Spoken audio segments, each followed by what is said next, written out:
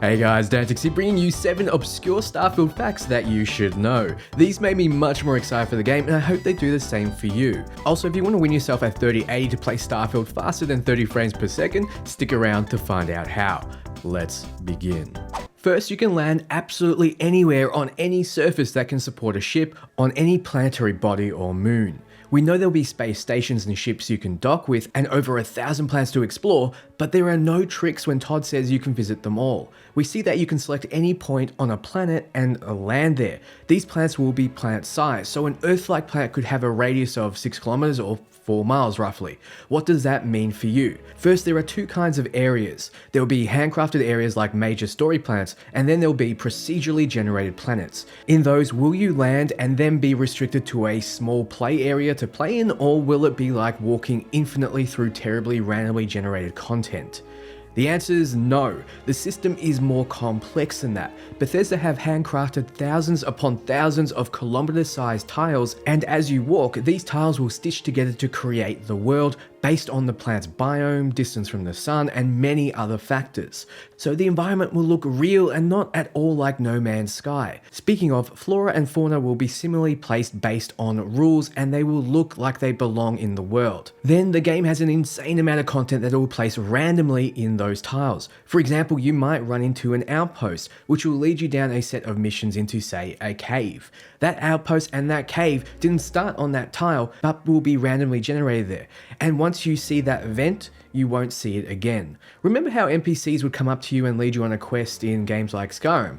Well, it's like that, but more complex. We actually see the player finding some outposts during the extended gameplay reveal. So as you're walking, you'll run into events. Todd also confirmed that non-mission based Easter eggs and points of interest will show up, and there's tons of them to discover. Think finding a unicorn in Oblivion.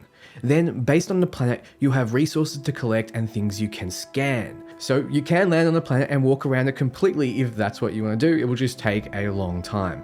At the top level, the non-handcrafted worlds will be procedurally generated, but rather than everything being random, it'll be procedurally generated handcrafted content, and throw in events and Easter eggs as you explore.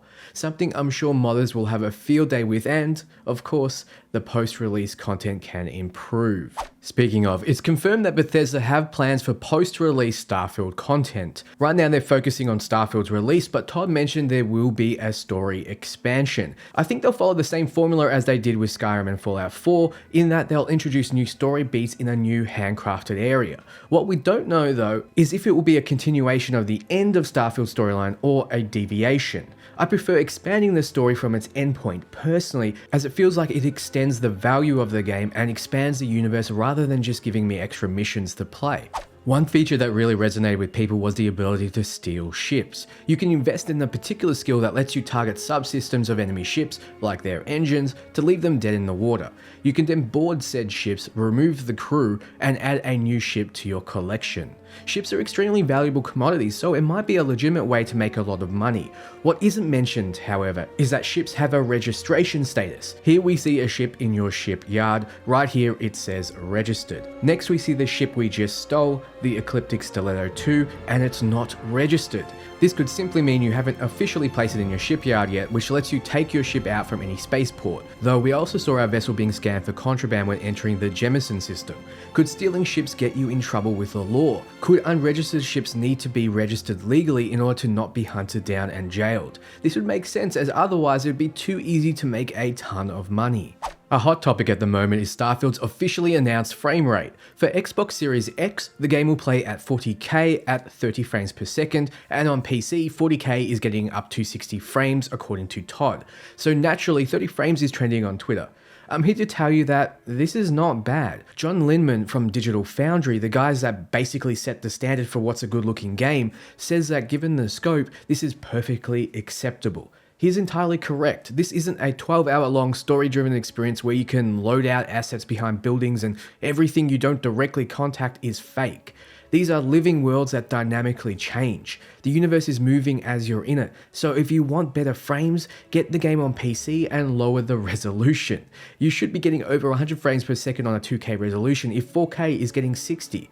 If you want to chill on your couch on a 4K TV with a lower refresh rate than your monitor, wait for reviews and get it on Xbox. 30 frames per second won't matter in an RPG. Concerns are everywhere around this game, but I have a few points that will help alleviate a few. First, the time they took to polish the game since the last reveal has really shown fruit when you compare shot for shot. Just look at the difference between these characters. There's far more detail. Also, the environments have been updated as well, and there really isn't much I need to say. The difference makes it so much more immersive. Next, Phil Spencer, the big boss at Xbox, mentioned that he sat down with Todd and offered them more time, that they have every QA staff at Xbox working on Starfield. It's all hands on deck, and Microsoft wants to make sure this game releases with the fewest bugs possible. Xbox Game Studio head Matt Booty saying that if the game shipped right now, it would still have the fewest bugs of any Bethesda game yet. I find that kind of hard to believe just because of the scope of the title, but it's nice hearing their confidence in the QA team. It wouldn't be a Bethesda game without some jank though. We know you can build outposts almost anywhere on any planet, and we suspected their purpose, but it has been made a lot more clear. They can house your crew, which can help generate resources for you at the crafting and gathering areas you build. So yes, there are ways to generate resources, and your crews can be assigned based on their skills. Each NPC has 3 or more skills and ranks in those, like a botanist would be great at tending to your plants. Outposts can trade between each other. We also saw that there was a commerce skill. In the settled systems free market economy, almost anyone with the right skill set can open and run a successful business. This suggests that we can open our own business or store. Perhaps we can set our crew to collect and then craft and sell our products for profit. This skill may give us access to an ability to turn our production hubs into money makers.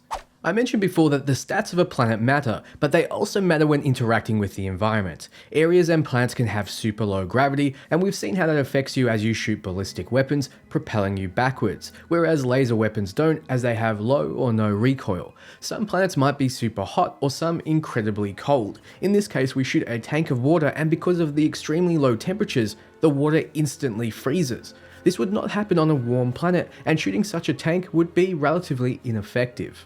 There were rumors that id Software were helping Bethesda with Starfield's combat.